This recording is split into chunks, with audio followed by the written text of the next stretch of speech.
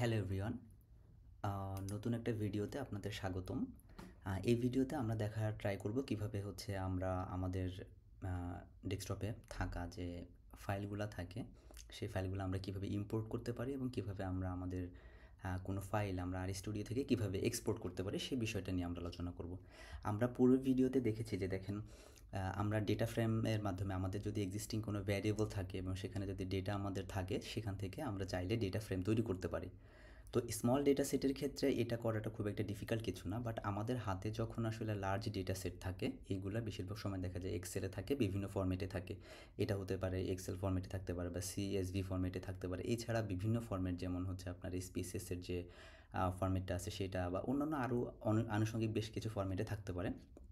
তো সেটাকে আমরা আসলে কীভাবে ইম্পোর্ট করে আমরা আমাদের গবেষণার কাজে ব্যবহার করতে পারি, ডেটা অ্যানালাইসিসের কাজে ব্যবহার করতে পারি, সেই বিষয়টা বেসিক্যালি আমরা এখানে দেখার ট্রাই করব।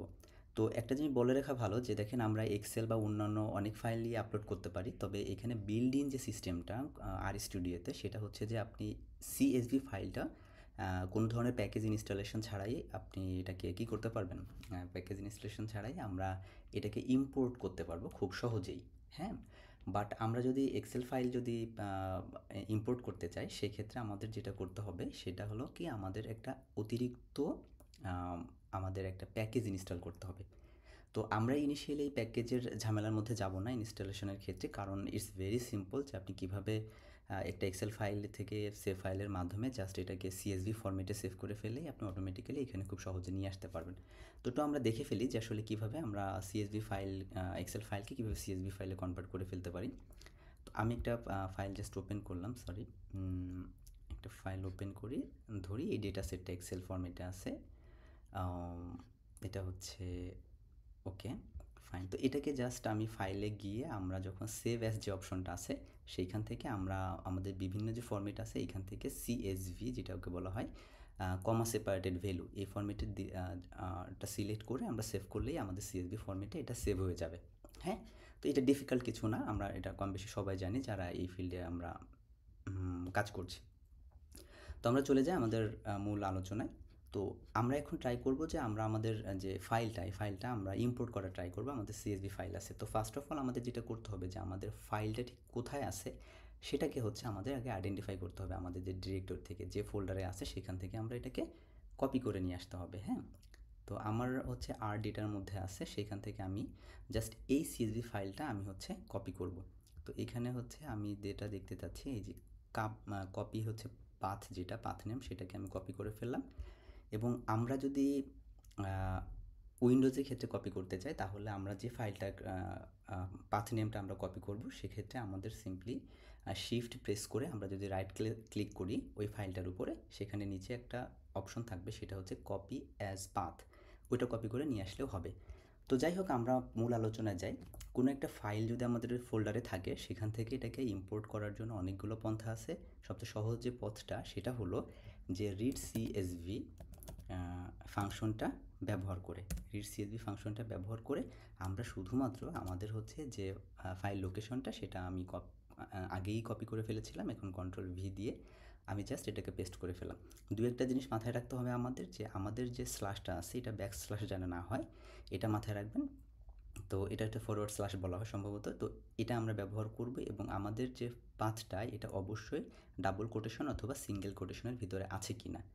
এখন আরেকটা ব্যাপার সেটা হলো যে এই যে ফাইলটা আমরা ফাইলটা তো রিড করলাম, এখন একে তো আসলে কোনো একটা জায়গায় রাখতে হবে যে নামে আমরা তাকে পরবর্তীতে ডাকলে পাবো, কারণ পুরো নামটা তো আসলে অনেক বড় হয়ে যায়। আমাদের প্রত্যেকের একটা বড় নাম থাকে, কিন্তু আমরা একটা নিক নেম দেই, নিক নেম থাকে আমাদের, সেই নামটাতে আমরা সবাইকে অ্যাড্রেস করি। তো আমাদের এই ডেটা সেটটাকে আমরা একটা নিক নেম দিব।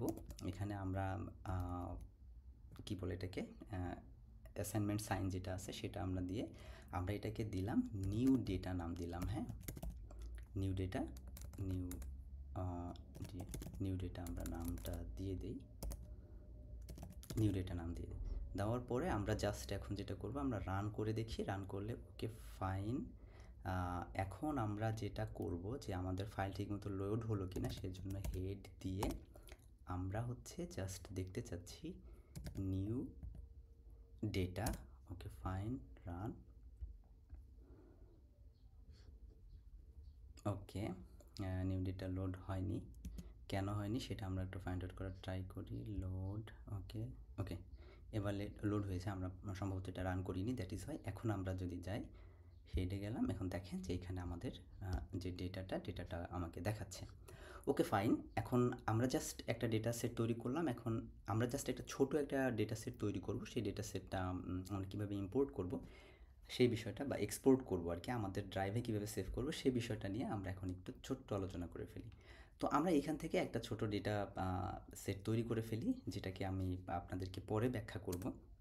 নিউ ডেটা 1 আমরা কিভাবে করছি সেটার বিষয়টা নিয়ে আমাদের পরে দেখা যাবে। আমরা এটা নিয়ে আমাদের একটা ক্লাস থাকবে আলাদা করে, আমরা সেটা নিয়ে আলোচনা করব। ওকে, আমাদের ডেটার নাম হচ্ছে নিউ ডেটা। এখান থেকে আমরা একটা ডেটা সেট তৈরি করে ফেলি, আর কিচ্ছু না। কিভাবে করছি সেটা আমরা আপনাকে পরে আমরা ব্যাখ্যা করব, তো ডোন্ট ওয়ারি। ওকে, হয়ে গেল আমাদের নতুন ডেটা সেট। আমরা দেখি এটা হলো কি না। New data on, okay run করি। আচ্ছা হ্যাঁ, আমাদের এখানে একটা নতুন একটা ডেটা সেট তৈরি হয়ে গেল।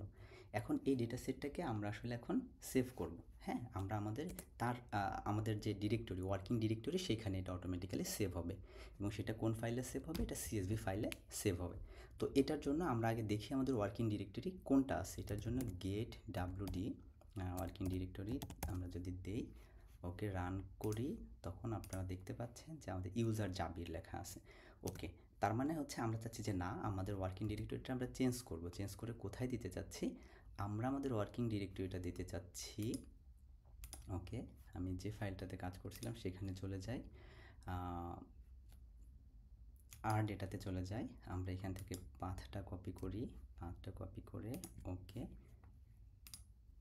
আচ্ছা সেট WD আমাদের কথায় ছিল, এই ফাংশনটা ব্যবহার করে আমরা বেসিক্যালি আমাদের ওয়ার্কিং ডিরেক্টরি যেটা থাকে সেটা আমরা ব্যবহার করি। দেখেন একটা ইরর দেখাচ্ছে, কারণ আমরা এটাকে কোটেশন মার্কের মধ্যে আটকে দেইনি। আমরা কোটেশন মার্কের মধ্যে যখন আটকে দিব তখন এটার ইররটা দেখাবে না।